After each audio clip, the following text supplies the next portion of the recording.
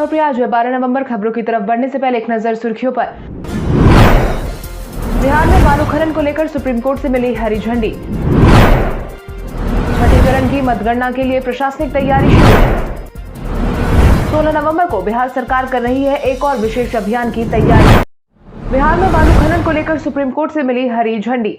बिहार में एनजीटी की तरफ से बालू खनन में रोक लगाने के आदेश से सुप्रीम कोर्ट ने राहत दिलाई है। बिहार सरकार ने इस मामले में एनजीटी के आदेश के खिलाफ सुप्रीम कोर्ट ने अपील की थी, जिसे लेकर बीते दिन सुप्रीम कोर्ट ने बिहार सरकार को राज्य खनन विभाग के जरिए बालू निकालने की गतिविधियां संचालित करने की अनुमति दे दी है। इससे अब राज्य में बालू की कमी नहीं होने वाली है। मीडिया में छपी खबरों के अनुसार कोर्ट ने कहा है कि बालू खनन पर पूरी तरह से बैन लगाने से सरकारी खजाने को बड़ा नुकसान होता है। साथ ही अदालत ने कहा है कि बालू खनन के मुद्दे से निपटते समय पर्यावरण की सुरक्षा मानकों को सुनिश्चित करने के लिए टिकाऊ विकास के संतुलित तरीकों को लागू करना जरूरी है। पीठ ने यह भी निर्देश दिया है कि बिहार के सभी जिलों में खनन के लिए जिला सर्वेक्षण रिपोर्ट तैयार करने की कवायद नए सिरे से की जाए।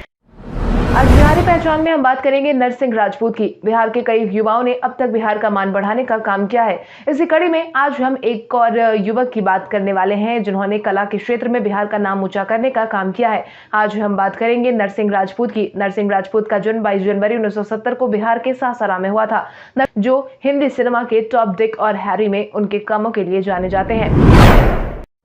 छठ पूजा की तैयारी में अपना महत्वपूर्ण योगदान देने वाले पदाधिकारी और कर्मियों को किया जाएगा सम्मानित। बीते दिन ही 4 दिवसीय छठ महापर्व ही उदयमान सूर्य को अर्घ्य समर्पित करने के साथ समाप्त हो गया। इस दौरान राज्य के विभिन्न नदियों, तालाबों के घाटों में आस्था का जनसैलाब उमड़ पड़ा था। कोरोना और लॉकडाउन की मुसीबतों से लंबे समय के बाद लोगों के चेहरे पर खुशी दिखी, जिसके बाद आपदा विभाग सचिव ने प्रमंडलीय आयुक्त श्री संजय कुमार अग्रवाल ने छठ पूजा के सफल आयोजन के लिए सभी को बधाई दी है। साथ ही इस बाबत उन्होंने सभी पदाधिकारी और कर्मियों को सम्मानित करने की बात भी कही है। प्रमंडलीय आयुक्त श्री संजय कुमार अग्रवाल ने बताया कि डीएम, एसएसपी, दंडाधिकारी, नगर आयुक्त सहित सभी संबंधित विभागों के पदाधिकारी जो छठ पूजा की तैयारी में अपना महत्वपूर्ण योगदान देते देखे गए हैं, उन्हें सम्मान समारोह आयोजित कर सम्मानित किया जाएगा।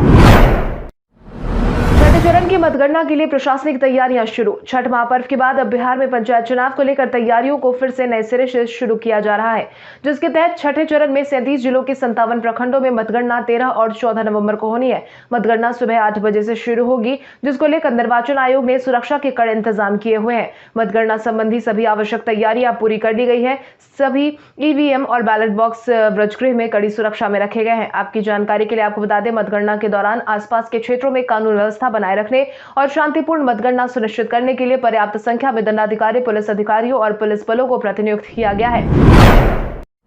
बिहार में बेहतर होगी स्कूली शिक्षा। बिहार में स्कूली शिक्षा हमेशा से ही सवालों के घेरे में रही है। हालांकि इन सब के बावजूद बिहार सरकार की यही कोशिश है कि बिहार में स्कूली शिक्षा को बेहतर बनाने का काम किया जाए। इसी कड़ी में अब बिहार के स्कूलों के लिए बिहार सरकार ने नवाचार को प्रोत्साहन देने का निर्णय लिया है। यही कारण है कि बिहार में स्कूली शिक्षा को बेहतर बनाने के लिए सरकारी और मान्यता प्राप्त निजी विद्यालयों में नवाचार को बढ़ावा देने की योजना सराहनीय बताई गई है। गुणवत्तापूर्ण शिक्षा के लिए शिक्षकों का योग्य होना आवश्यक है। एक योग्य शिक्षक में प्रभावी नेतृत्व का गुण, विषय वस्तु का पूर्ण ज्ञान और बेहतर संप्रेषण कौशल होना चाहिए। ऐसे शिक्षकों की तलाश के लिए राष्ट्रीय एवं प्रदेश स्तर पर शिक्षक संसाधन कोष का गठन किया जा रहा है। बिहार में मिले कोविड-19 के 5 से कम मामले।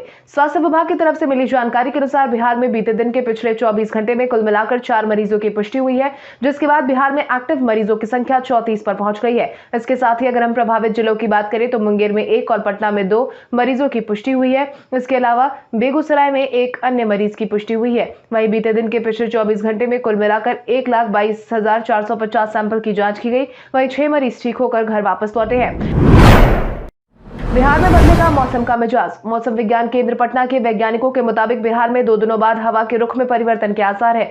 48 घंटों के बाद राज्य में पूर्वी हवा का प्रवाह शुरू हो जाएगा, जिससे हवा की गति 5 से 7 किलोमीटर प्रति घंटा रहने की संभावना है। वहीं कोहरे का असर भी अब दिखने लगा है, जो कि अब आने वाले दिनों में और ज्यादा दिखेगा। साथ ही मौसम के तापमान में भी उतार चढ़ाव बरकरार है। मौसम विभाग के अनुसार बिहार में 2 दिन बाद हवा के रुख में परिवर्तन के आसार है। इस दौरान राजधानी पटना में आज मैक्सिमम तापमान 28 डिग्री सेल्सियस और मिनिमम तापमान 15 डिग्री सेल्सियस रहने का अनुमान है। साथ ही पटना में प्रदूषण का स्तर 325 पर पहुंच गया है। कल हमारे द्वारा पूछे गए सवाल का जवाब आप में से बहुत सारे यूजर ने हमें कमेंट करके दिया था, उसके लिए आपका बहुत बहुत धन्यवाद। आप में से जिन यूजर का कमेंट हमें अच्छा लगा है उनके नाम है मनीष मेहरा, बबीता यादव, राम विनय, गिरी, संतोष कुमार दास, कुंदन कुमार सिंह, चौरसिया चैनल, गजेंद्र सिंह, राजेश्वर दयाल, पंकज कुमार, कृष्ण मुरारी यादव, राम बाबू कुमार, मदन गोपाल सिन्हा। इसके अलावा हमारी टीम को और भी लोगों के जवाब अच्छे लगे हैं, मगर समय के अभाव के कारण हम उनका नाम नहीं ले पाए। लेकिन आप हमारे सवालों का जवाब देते रहे, हम कल आपका नाम लेने की पूरी कोशिश करेंगे। तो चलिए बढ़ते हैं आज के सवाल की ओर। आज का सवाल कुछ इस प्रकार है, आपके अनुसार रोहित शर्मा क्या विराट कोहली से बेहतर कप्तान साबित हो पाएंगे या नहीं? अपने जवाब हमें कमेंट करके जरूर बताएं। इसके साथ ही आज के लिए बस इतना ही। बिहार की बड़ी खबरों से अपडेटेड रहने के लिए हमारे YouTube चैनल को सब्सक्राइब करें और बेल आइकॉन दबाना ना भूलें। धन्यवाद।